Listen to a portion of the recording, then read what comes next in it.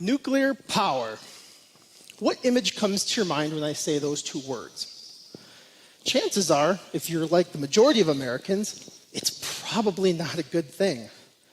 And this doesn't surprise me because after all, for decades, environmentalists have bombarded us with messages that nuclear power is dangerous.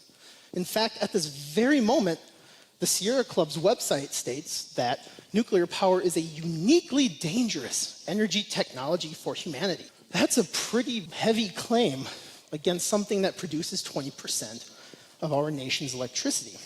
If nuclear power is in fact this existential threat to our lives, well, I'll be the first to say, yeah, let's get rid of it. We don't want to have this threat. But is it really this unique threat to our lives? How do we evaluate that claim? Well, fortunately, it's pretty simple. Safety is relative. One way is to compare the activity to something else. So, driving a car is more dangerous than flying in an airplane. And we know this because we have lots of data to show that more people die in car accidents every year than they do falling out of the sky.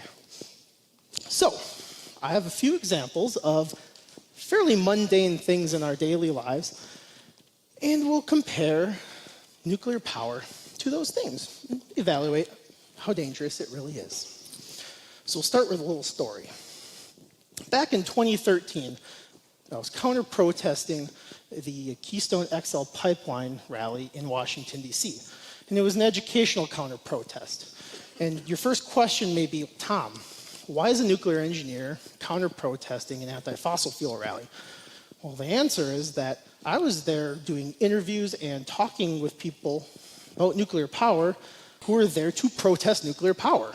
So I had this engaging conversation with a very fine young gentleman who kindly informed me, and I'll paraphrase because there's explicit content, that solar panels, unlike nuclear, when a solar panel breaks, it's called a sunspill.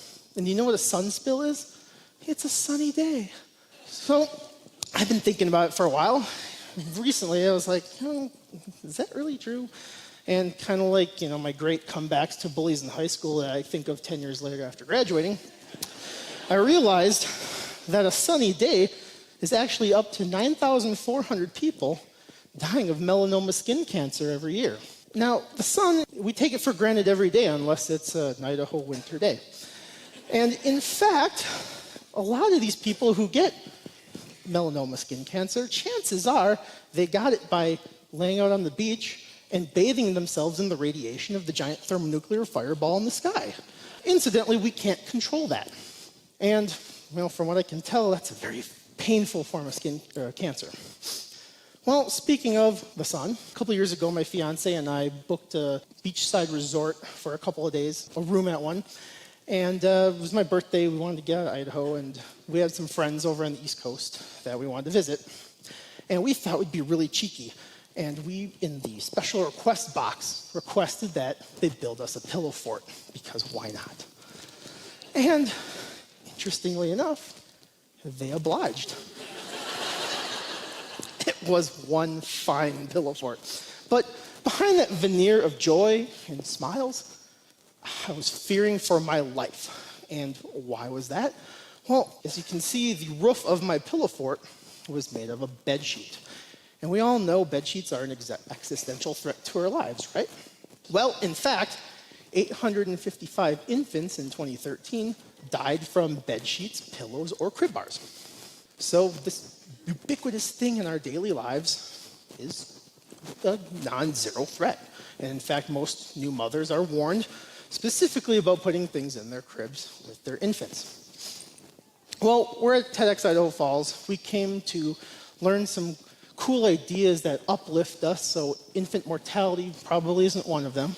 So let's move on to bringing those bundles of joy into the world, something happy. Well, I'm going to be a dad in June, and I'm super excited, of course, but, in the back of my mind, I know that historically, childbirth was a very risky prospect for most women. Fortunately, today, it's at the lowest point in terms of riskiness that it has ever been. But people still take out life insurance policies when they're having a kid. And in fact, in today's world, in the United States, 700 women still die from childbirth every year. It's tragic. But this is something that most women will go through once, if not many more times in their lives. This is not a terribly uncommon thing. Well, before we have to worry about the risks of bringing the bundles of joy into the world, you gotta make them. And in case you're wondering, I'm showing affection to a nuclear fuel assembly. There's several hundred of those in the reactor core. Well, it turns out that working on making a baby isn't necessarily a risk-free activity, STDs aside. According to the American Heart Association, over 350,000 people have sudden cardiac arrest each year outside of hospitals. And according to a peer-reviewed article I found in the Postdoctorate Medical Journal, over 2,000 of those cardiac arrests happen during, or at least an hour after, coitus. And if you do a little bit of Googling and Wikipedia searching after the talks, you can actually find a very intriguing list of very famous people who have expired at the peak of physical Congress. Actors, vice presidents, even 2 popes. Granted, one of them, it's disputed. They say that the husband of the woman the Pope was sleeping with jealously threw him out of the window. And that's called defenestration, by the way. But Edward Teller, a famous nuclear scientist in the early days of nuclear technology, had a very apt quote about the natural amounts of radiation present in our body. And his famous quote goes, "In sleeping with a woman, one receives slightly less radioactivity than from a nuclear reactor. But to sleep with 2 women is very, very dangerous."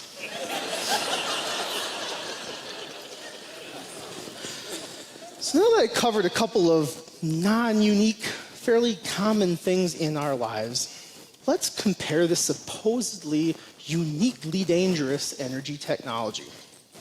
The fact of the matter is, since 1957, not one single American has died from the nuclear in nuclear power. This perception that nuclear power is this unique danger to our lives has real-world consequences. You may all be familiar with MRIs, magnetic resonance imaging devices. But that's not what they're actually called. They're called nuclear magnetic resonance imaging devices. Back in the day, doctors dropped the N-word because they were legitimately afraid that people would forego the technique, or the diagnostic imaging technique, out of fear of being associated with nuclear. So if you ever hear that nuclear power is really dangerous, just let them know the facts, and I hope you've come to the same conclusions I have about the safety of nuclear power. On your drive home tonight, have a safe drive home.